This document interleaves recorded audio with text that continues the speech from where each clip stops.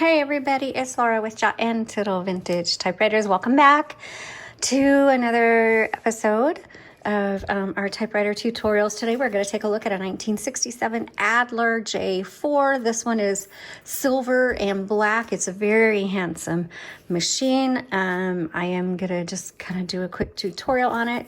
Also, because I get requests, I'm trying to remember to do it up first. Here is a sample of the typing sheet. So this one has 10, it's a 10 CPI, very clear, very even. Overall, the J4 has a very smooth carriage action, also smooth keystroke, easy to get into a flow, which is why I recommend it for authors and active writers. But certainly if you're not an author, you're still going to enjoy it for letters or journaling or whatever it is that you want. But the reason I say authors and writers is there's a lot of you out there looking for the right typewriter for you.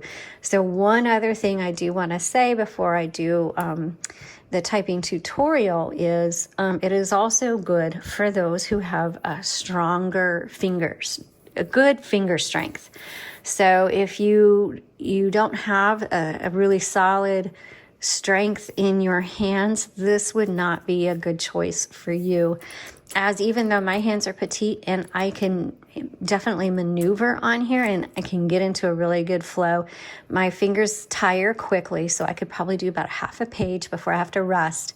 And also it takes effort to press them down just the way that this is built. So keep that in mind. I have very petite hands. So if you're buying something for a younger child, I don't recommend this. But for those who are, like teenagers and up and they have really good finger strength, this would be a good option. Or if you're elderly and you have really light, you don't have the strength that you used to in your hands, then again, this would not be the ideal one for you. So I hope that's helpful for those of you trying to decide what kind of typewriter is best for you. Okay, so right now, let's go ahead and I am just going to do a quick tutorial. So right here we have our margins. So you just press and drag, all right? Your paper holder is right here. I use my paper holder. I love using it. I don't like it when the paper falls over the edge. Your carriage release is over here on the right side. I guess it has it on the left side as well. And when it's in good condition, this should slide very easily. It actually feels like it's almost floating. Very nice bell. Did you hear that? Very, very lovely. Okay, so you have your paper release. So let's load this paper and you just set it behind this metal plate. Set it there, turn the handle, bring it around, make sure it's under that paper bale right here. I come up to the two ends meet and see if they're equal, and it's slightly off. So I'm gonna pull this forward, the paper release, line those up, re-engage, and you're good to go. Over here, this is your return handle. And so it brings you to the front of the line and it advances. And here we have the line selector determines how much it advances. Okay. Oh, actually, sorry, that is not the line selector. My bad. This is the paper release, or not paper release. This is the roller release or the variable. So what that does when you turn the handle and you hear it clicking, that's clicking about every either half or a single line. But if you're trying to line things up exactly with something on your paper, then bring that forward. That releases the roller for variable spacing. You can put it exactly where you want it. Right there. Re-engage it. Okay, and then this right here is your line selector. Single space, double space. And then the single dot down here should, oh no, why is that not working? Okay, single, double, triple.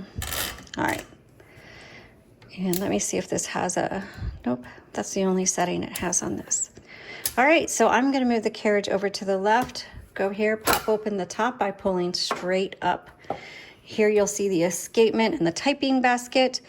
We have metal spools in here, and it does take a 2-color ribbon. You can get different colors if you want. You can usually find them on Etsy or eBay. But the standard is black and red, and it takes a universal spool. Black is on top, red is on bottom. We do have different typewriter tutorial videos, and if it's not popping up for you to go view, you can check our playlist, and there's how to change, there's like ribbon videos. These are these bars right here hold the spools in, so you can't just pull them out like you can on some typewriters. You have to hold that bar open, pull it out, and that's how you change it out. When you put it back in, make sure it snaps all the way down. Make sure this ribbon is engaged in, you'll see, let me hold it up. Kind of looks like a split metal piece there, so make sure it's threaded through that, and it's that way on both sides.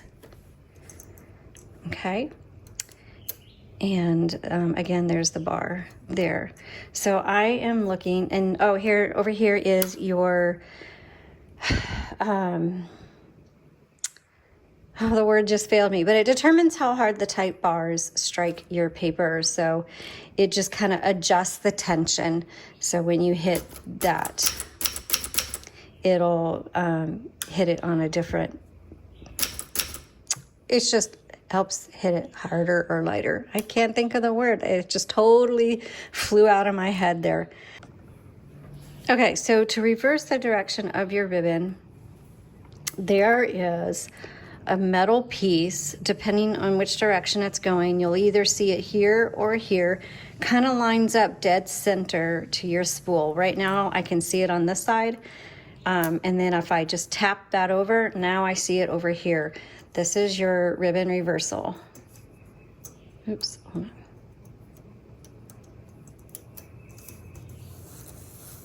Okay, so it's going this way. Now I tap it, and now it goes this way. Okay, tap it this way, this way. Okay, so that is how you manually reverse your ribbon. Some of you can get ribbons that have grommets on them, little like metal rings at the very end. So when it gets to the end, it'll trigger and automatically reverse. But if that doesn't work for you, then you manually reverse it down there. So again, look for this little metal bar.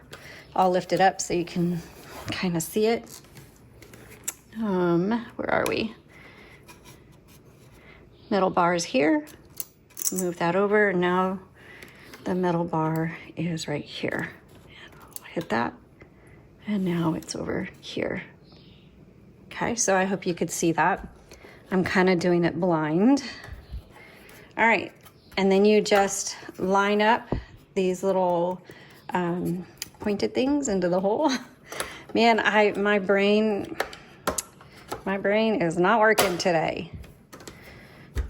All right, and so now we have your QWERTY keyboard. It's pretty standard. Your backspace is right here. Backspace does not erase. You have your color selector. It's a little bit different than others. So down is red, the middle is black, and then all the way up is the white stencil setting. So if you're hitting the keys and nothing is imprinting, that's because you are on your stencil setting, or you need to reverse the direction of your ribbon. But check your color selector. Make sure it is firmly on black or red. And there you go. So, and then over here, you've got, like I said, your backspace. You have your margin release. So when you get to the margin,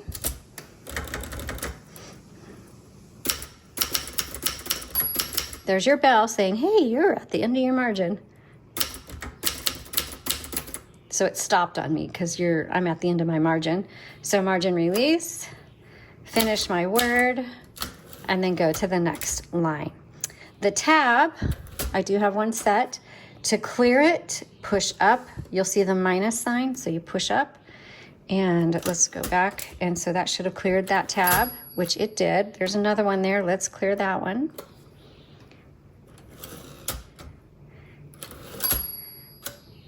Oh, we're at the margin. Let me move it all the way.